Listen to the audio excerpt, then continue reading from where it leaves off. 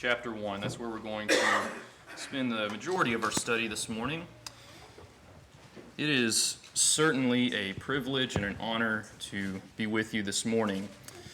You may not be as familiar with me, but I know you're more familiar with my wife, Abby, who's with me this morning, and much more of the family is here with us this morning as well, and my parents are here as well, and certainly good to have all of them here this morning.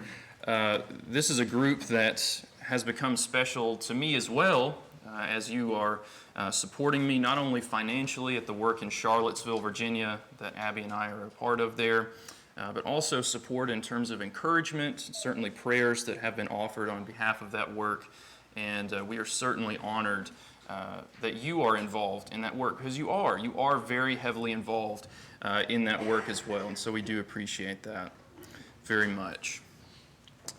The book of Ecclesiastes that we're going to be looking at this morning, this is a book that, if you leave out the last few verses of this book, it's a pretty grim, a pretty dreary, and jaded piece of literature that we're looking at here.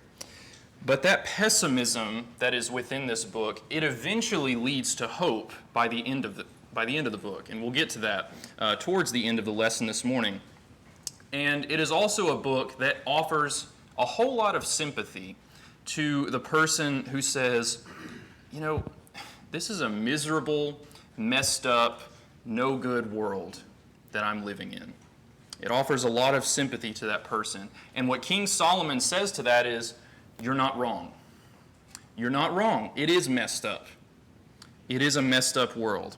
And he spends the majority of the book talking about the worthlessness of the world and what it brings to the table, what it really has to offer.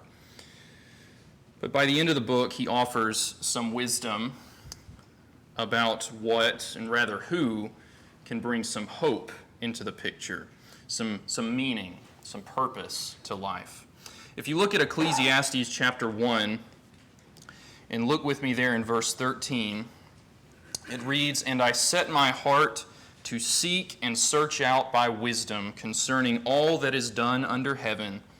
This burdensome task God has given to the sons of man, by which they may be exercised." Some of your translations, I know the English Standard Version has that reading, "an unhappy business that God has given to man."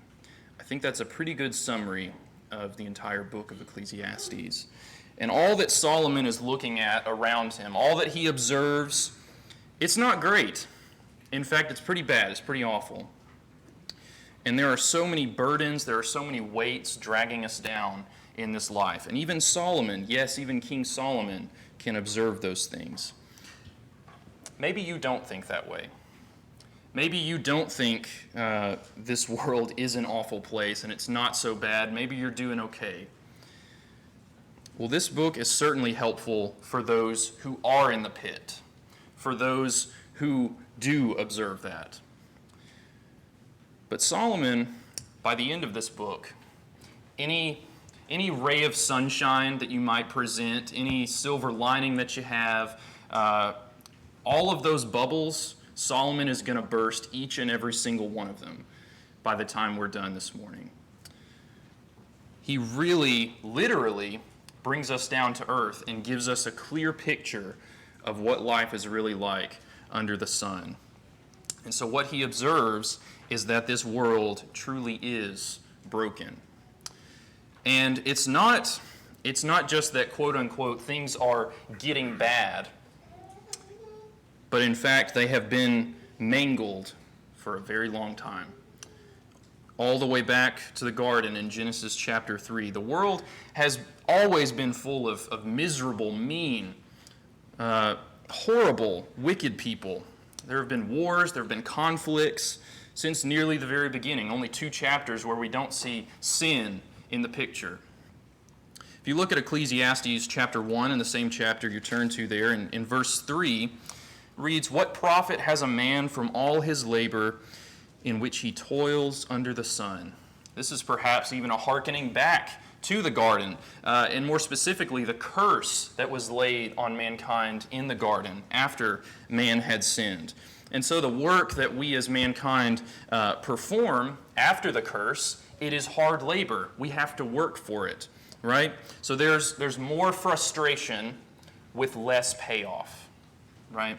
That is what happened after sin took place in the garden. So when you now plant a garden, what doesn't happen is you prepare the ground, you plant the seed, you wait for it to grow, you harvest, and that's it. You don't ever have to worry about it again, right? It just continually happens the same. No, you have to put in work every year, continually. You have to do that. One of the things since Abby and I have gotten married, we've come to realize many frustrations, whether that's brought on by me or whether that's brought on by her, but some things we mutually agree on. And one of the things that neither of us like to do in particular is laundry. And Abby in particular, when she's doing laundry, after you've washed it, after she's dried it and folded it, she gets frustrated because another load's waiting for her off to the side. And it's just a continual cycle of doing it over and over and over again, right? It's never ending. That's a little bit of the picture that Solomon is painting here. In our bubble of America, it can be very easy for us to not appreciate some of the hard things that others have to experience and still experience. But Solomon, like so many books in the Bible, he's trying to scrape away any of the facade of the lies that we tell ourselves, that things are okay, it's not so bad. He's beginning to scrape that away and getting us to really look at what is going on in the world and what has been going on in the world. I am a bit of a nerd by many respects. And one of the book and a film that I think a lot of you would be familiar with, The Princess Bride. That's a very quotable movie, a very quotable book. And one of the phrases in that film and in that book, Wesley is talking to Buttercup, and he says, "Life is pain, Highness. Anyone who says otherwise is selling you something." We might even amend that phrase in applying it to Ecclesiastes. Life is vain, Highness, right? And we see that phrase, all is vanity. This is vanity, that is vanity, sprinkled throughout this book over and over and over again. And, people will try to offer encouragement, and I think from good intentions mostly, try to offer encouragement like, oh, just look for the sunshine, just look for that silver lining because it's there. But they only offer that, oftentimes, with earthly wisdom. And there's nothing really beyond that, right? Because whatever good, whatever ray of sunshine, whatever silver lining there is, that's only going to last for just a little while. And then it's gone. You're not going to see it again. And what we'll find is that we are going to be very frustrated by the thought that it doesn't have to be this way. If you turn over to chapter 8, chapter 8, look with me there in verses 16 and 17. You'll hear this thrown around in politics, the phrase, "it doesn't have to be this way." And the solution that politicians offer is oftentimes worse than the problem itself, right? And they make it even worse, and they just pile on, and it just gets worse and worse. And we can observe that even those in high places of authority and power, they can point to a lot of the problems that this world has, but they can't do a lot to change it. Look with me there in verse 16 of chapter 8. "When I applied my heart to know wisdom and to see the business that is done on earth, even though one sees no sleep day or night, then I saw all the work of God, that a man cannot find out the work that is done under the sun. For though a man labors to discover it, yet he will not find it. Moreover, though a wise man attempts to know it, he will not be able to find it." Somebody is screaming, I have the answer. I have all the answers you could ever imagine, and you can come to me for those. If somebody is saying that, be very, very careful. Be very careful. By the way, none of the ones saying that, of I have the answer, none of those, and nobody ever will be as close to the wisdom that Solomon has, and yet they are saying that. But what does Solomon observe? Solomon observes, you can't find the answer. I've looked for it. In all my wisdom, I have searched, I have looked far and wide. It's not there. This world can't give it to you. And Solomon was certainly more capable of making big changes than any of us ever will be. Not only wisdom, but certainly in his resources. He was able to do a lot. And even then, he felt helpless at what he observed. Turn over to chapter 4. Chapter 4, and look with me there at verse 1. It says, Then I returned and considered all the oppression that is done under the sun. And look, the tears of the oppressed, but they have no comforter. On the side of their oppressors there is power, but they have no comforter. Solomon could actually do something for the oppressed. He could actually make somewhat of a difference, and yet he observes, I can't fix this. I can't do anything to really fix this. It's not to say, and we'll talk about this and flesh this out in a few moments, it's not to say that we can't do any good, that Solomon couldn't do any good, but it's not going to stay that way. Because even as we observed this morning in class in the divided kingdom, if one good king came along and started to scrape away a lot of the evil that had been done, what happens? Another worthless king comes in right behind him and he messes it all up. It's just an inevitable thing that is going to happen. It's very similar to what Solomon says in chapter 2, in verse 18.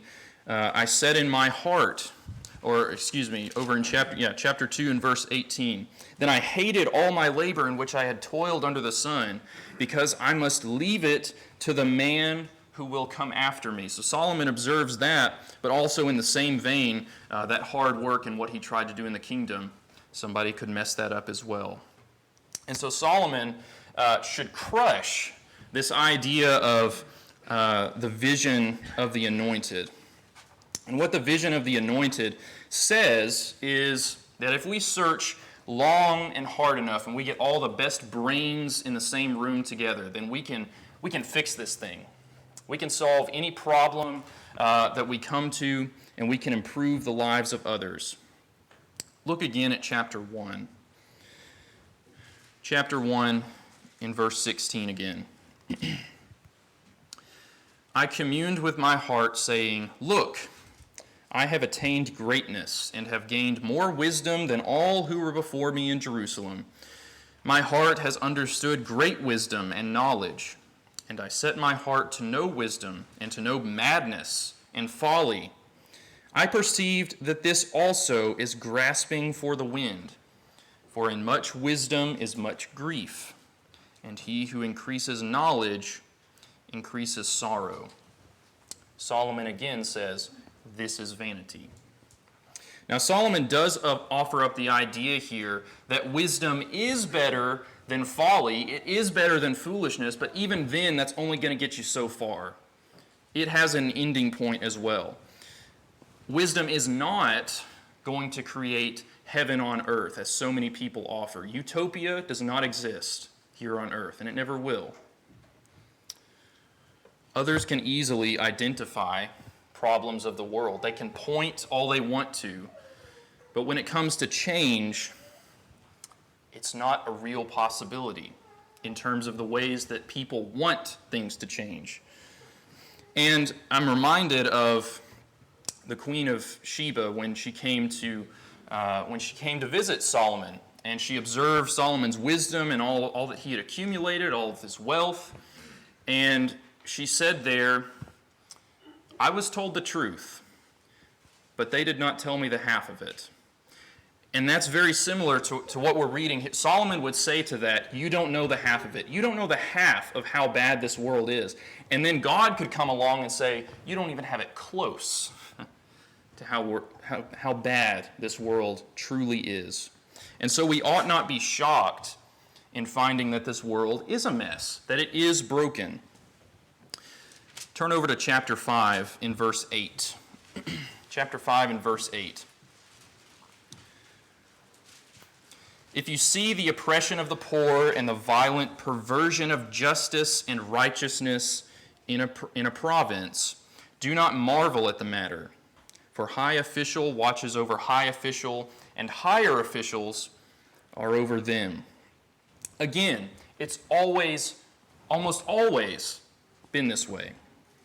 People will say, and they will scream it from the rooftops, we live in an age of injustice. Something has to be done about this. Do you think that the Christians during the first century thought they lived in a time of injustice, being thrown into arenas with wild animals, being ripped apart, your neighbor being taken away from you, your family members being taken away from you, never seeing them again, never knowing where they're being taken off to? Do you think that injustice, that Jeremiah thought injustice reigned during his time, in the time of those earthly kings? Oppression and injustice, it has always persisted. It's always been there. And again, I think Solomon would say, you don't know the half of it. Now, of course, oppression and injustice, it ebbs and flows. Sometimes it's better, sometimes it's worse, but it's always there.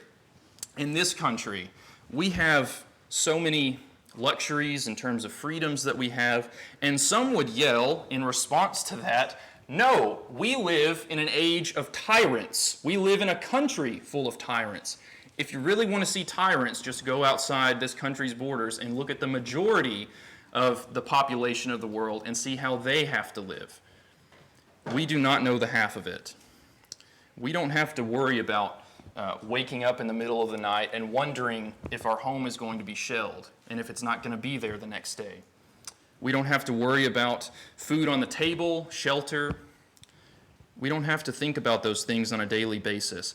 And yet, on the flip side of that coin, for all that, how long does it take us in this country to observe inconsistencies in leadership, to observe corruption in terms of large organizations that have power and those sorts of things?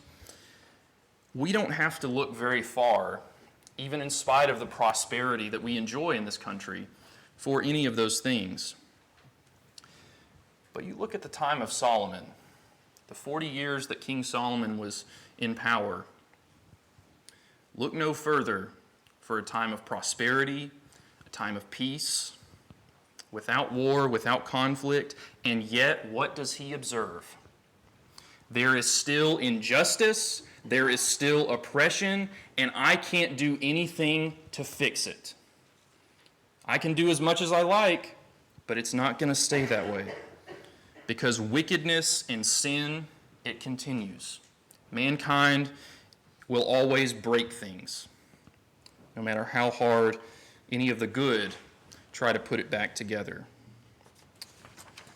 People today, again, they've always said this, you can change the world. You can change the world. You can change the world. Solomon says, no, you can't. Can't do it. Now, again, as I mentioned, that doesn't mean that we can't make any difference, that we can't do any good, but it's not going to stay that way. You might say in response to that, well, Gable, that's a pretty pessimistic way of looking at life. You may say that to Solomon. That's a pretty grim way of looking at life. It is. And Solomon wants us to feel that way.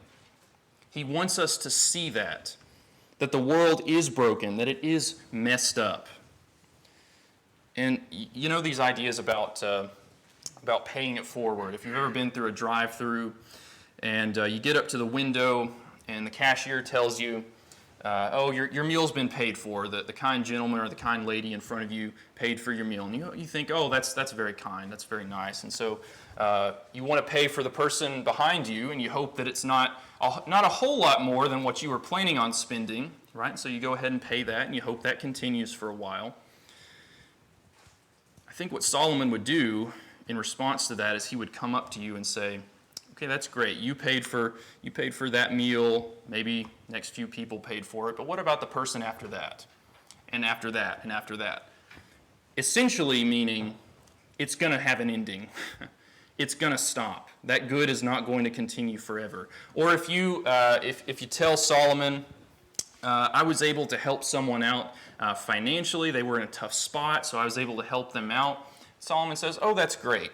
What about this guy over here? And over here, and over here. And you say, well, I'm not made of money. I can't do that all the time. I can't do that every day. And what Solomon says to that is, yes, you've got it. Exactly. You can only do so much good. It's not going to last. You yourself, being human, cannot fix this. And there is not enough positivity in the world that can keep us above water without drowning. So the little rays of sunshine, the silver lining that we might see in something, it's not enough. There has to be something more. And so when we look at all of those things, all of what we observe in this world, all that is broken, people that are broken, we can observe that we ourselves are also broken. Look over at chapter 2 in verse 4. Chapter 2 in verse 4. Solomon says here, I made my works great. I built myself houses and planted myself vineyards. I made myself gardens and orchards, and I planted all kinds of fruit trees in them. I made myself water pools from which to water the growing trees of the grove. I acquired male and female servants and had servants born in my house. Yes, I had greater possessions of herds and flocks than all who were in Jerusalem before me. I also gathered for myself silver and gold and the special treasures of kings and of the provinces. I acquired male and female singers, the delights of the sons of men, and musical instruments of all kinds. So I became great and excelled more than all who were before me in Jerusalem. Also my wisdom remained with me. Verse 10. Whatever my eyes desired, I did not keep from them. I did not withhold my heart from any pleasure, for my heart rejoiced in all my labor, and this was my reward from all my labor. Then I looked on all the works that my hands had done, and on the labor in which I had toiled, and indeed all was vanity and grasping for the wind. There was no profit under the sun. You might say to yourself, man, I am such a failure. Solomon says, yes, you are. You are a failure. We are all failures. What's more dangerous is someone reaching the end of their life and saying, you know what, I'm not so much of a failure. I've done some pretty good stuff. I feel pretty good about myself. Reminds us of the rich man in Luke chapter 12 and verse 19, who says to himself, self, you have laid up for yourselves many good things. There is nothing left to do but to rest, eat, drink, and be merry. A person who does that at the end of their lives is truly a failure in God's eyes. Solomon accomplished more than anyone ever will, far more than any of us can ever dream of accomplishing. And yet, what does he evaluate about himself? The Queen of Sheba's jaw drops at his wisdom, at the riches that he had accumulated and all that he accomplished. And what does he observe about himself? I am a failure. I have failed. So you can point to all of the stuff that you have, all of the things that you hope to accomplish, that you have accomplished, but one day you will die, and that stuff is going to go to somebody who doesn't care about it as much, and they're going to spend it and trade it off, and nobody's even going to remember your accomplishments. Nobody's even going to remember you when it's all said and done. I've brought us down at this point. If you feel depressed, good. That's where we want to be right now. And it would be incredibly depressing if that's where the story ended and if there wasn't anything else to be offered. But fortunately, there is more to the story. What Solomon says after bursting every bubble and scraping away all of the quote-unquote good that this world has to offer. So he says, what are you left with? Just one thing. There is but one remedy. God is ultimately our only hope. And he is the answer to the question that Solomon has been asking throughout the entire book. If you go back to chapter 1 and you look there at verse 15, what is crooked cannot be made straight, and what is lacking cannot be numbered. Some translations will actually offer this verse up as a question, as an actual question. Who can do this but God himself? Who can make straight what was crooked? Who can bend back what was crooked and make it straight? And again, what Solomon is illustrating here, the world offers up good things that we can observe, and Solomon says, okay, take that away. What do you have? You have hopelessness. But you bring God in the picture, and now you have hope. So where nothing was, now something, a lot more than something, is possible and is there. And so with God in the picture, even the smallest of things become hopeful, and when we see this world as broken and as messed up, then every gift and every good thing this world does have to offer is viewed with just a little bit more satisfaction. Look at chapter 2 in verse 24. Chapter 2 in verse 24. Nothing is better for a man than that he should eat and drink, and that his soul should enjoy good in his labor. This also I saw was from the hand of God. So now that God is in the picture, I can actually enjoy some of the blessings that this life does have to offer. Otherwise, those small things in life, those are the only things we're holding on to. And as we've already observed, they're not going to last for a whole lot of time. They're going to fade away very quickly. Another way to frame it up, perhaps, we do not deserve any of the simple pleasures in life. Any of you who have tasted, as I think most of you would call her this, Meemaw, any of you who have tasted her biscuits and gravy and deer steak, you would say that's pretty good stuff, right? God didn't have to make it that way. He didn't have to make food taste good, and yet he did. Really, we deserve for food to taste like gravel, dirt, just all the nastiest things you can imagine, and yet he has chosen for that to taste good. We say thank you. We show gratitude because of that. Even that small pleasure, we can see God in that. And so now, that makes those simple pleasures in life surrounded with the aura of God's goodness and what he brings to the table. We repeat the phrase, and as the verse goes, God is the giver of every good and perfect gift from above. When I see something good here on this earth, I can point to that and I can say, I see a little bit of God there. I can say, I see some good there, but who is good more than God? I see God in that. And so it's not just this miserable, broken world, but it's goodness coupled with God. And talking about those rays of sunshine, that silver lining, now we see those rays of sunshine in the light of God's glory.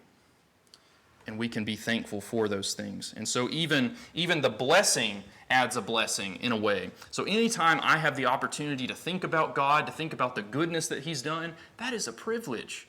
That is awesome that I get to do that. I get to enjoy what God has given me. And so you observe that and how there's just a little bit of God, a little bit of good here and there. and you think about the day in which we will be standing before him in all of his glory, in all of his light, and how awesome that day will be. So also when we bring God into the picture, we are freed from burdens that we ourselves are not capable of carrying. If you look at chapter 3, chapter 3 and verse 12, I know that nothing is better for them than to rejoice and to do good in their lives, and also that every man should eat and drink and enjoy the good of all his labor. Why? It is the gift of God. This comes on the heels of the rather lengthy verses there in verses 1 through 8 there, of there's a time for this, there's a time for that. And essentially what's being talked about there, the idea of this is how life is. You have the good, you have the bad, and you can't have one without the other. It's always going to be that mixed bag. So you can't remove war and famine and conflict and all of the bad things in life just because you don't like it. Just because you don't want it there doesn't mean that you can remove that, at least not within your own power. But what you can do is what we just found in verse 12. Rejoice and do good. You enjoy the gifts that God has given you. You acknowledge that it's a gift from him. And so instead of trying to stick it to the man, trying to get what's yours, just be kind. Be kind to one another. Be kind to your fellow man. Be kind to your fellow brethren, your brothers and sisters in Christ. What does chapter 12 and verse 13 say? What is the summation of our purpose in life but to fear God and keep his commandments?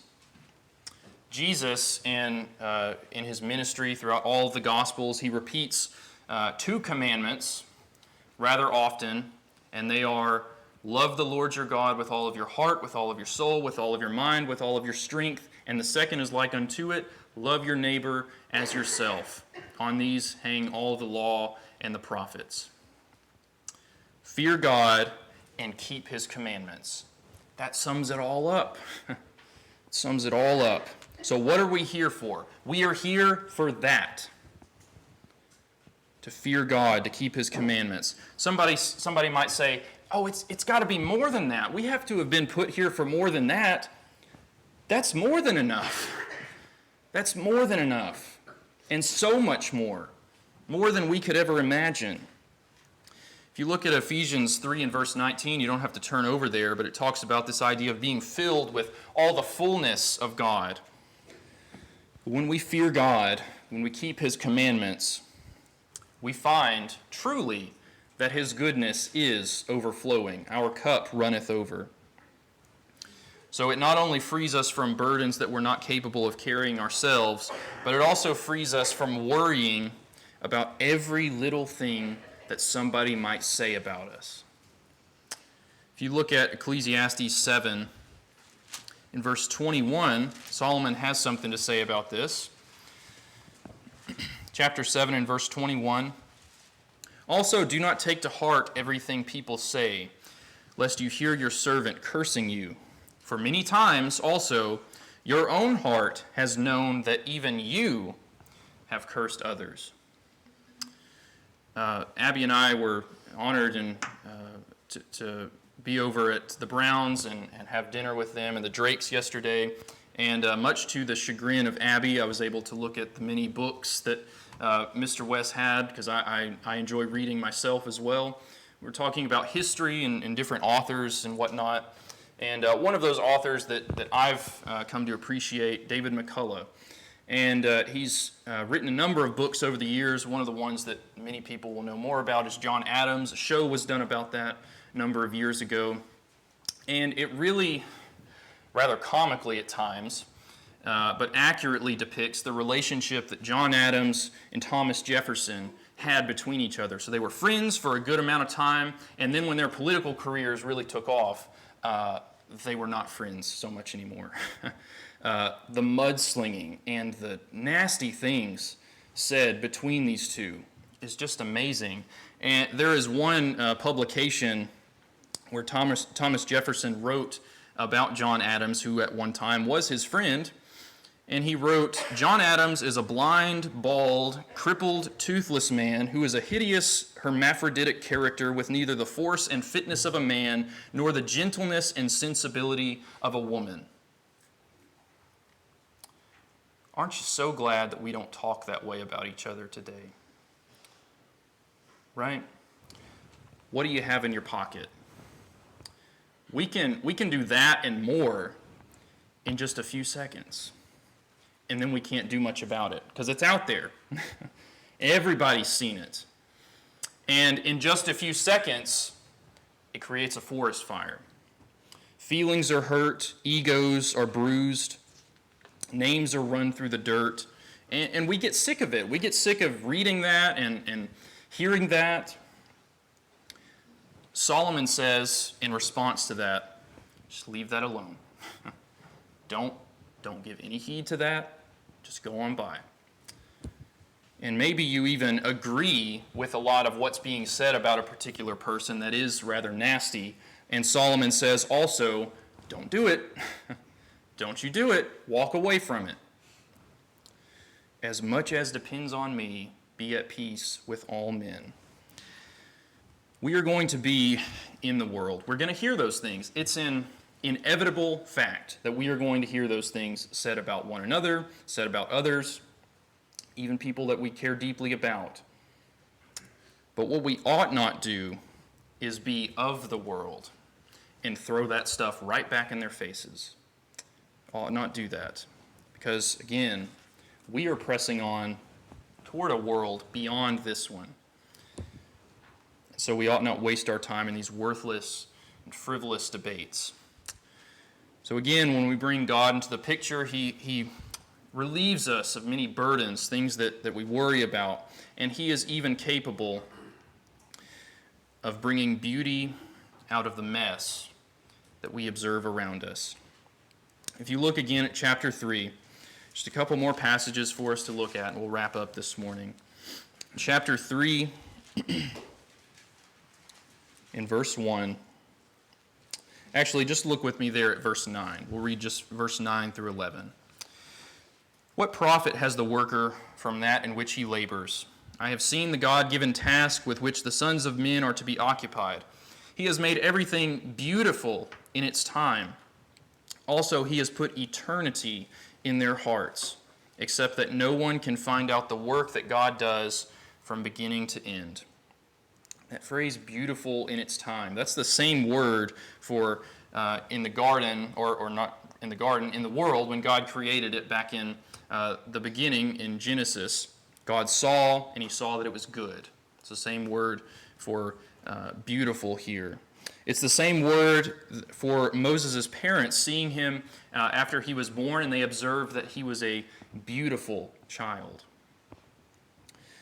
God can take what is so messed up, what is so broken, what is ugly, and turn it into something beautiful. Reminded of Jeremiah and how God is describing his people, clay in the potter's hand.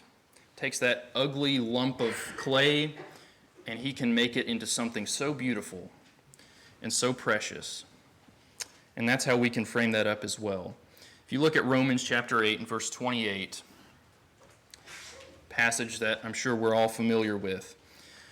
"And we know that all things work together for good to those who love God, those who are the called according to his purpose."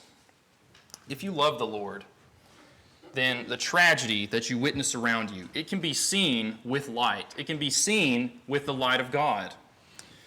And even in the extreme, you look at Job and all that he had to endure, tragedy after tragedy, and eventually, by the end, he sees the good, and he sees God.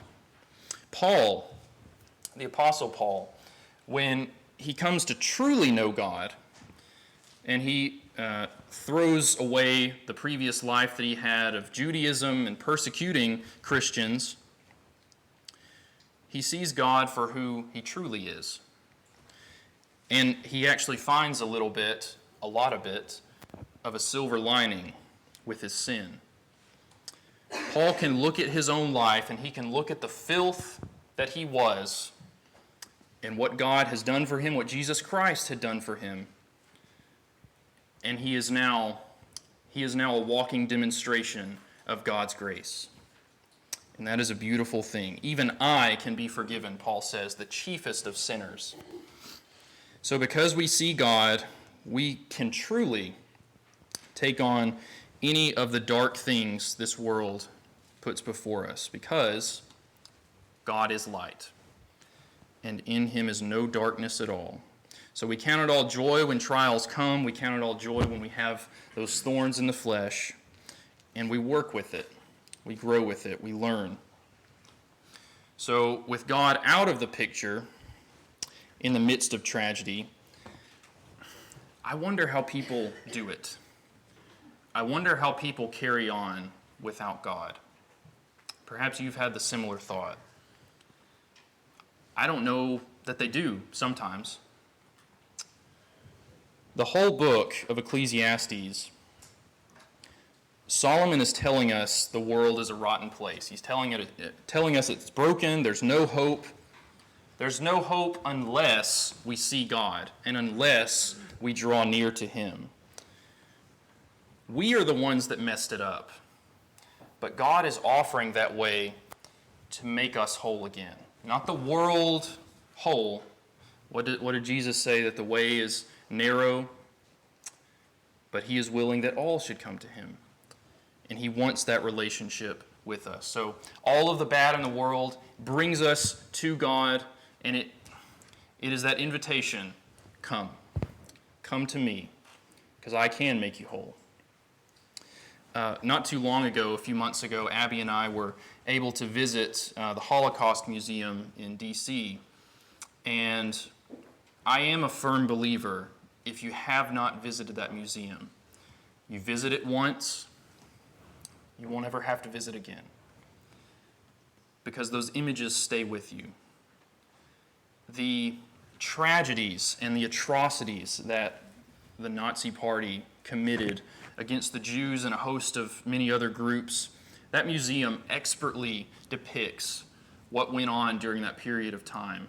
And near the end of the exhibits, as you're led towards the exit, a lot is said about, may we never forget, and many said at the time, may we never forget. We will make sure that everything within our power, that this never happens again. Just do a quick Google search. Even less than 100 years, we have forgotten, and it has happened again, many times. Atrocities continue, tragedies continue.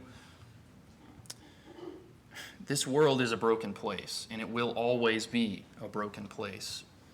And we cannot put our faith in humanity, because humanity is the one that messed it up to begin with.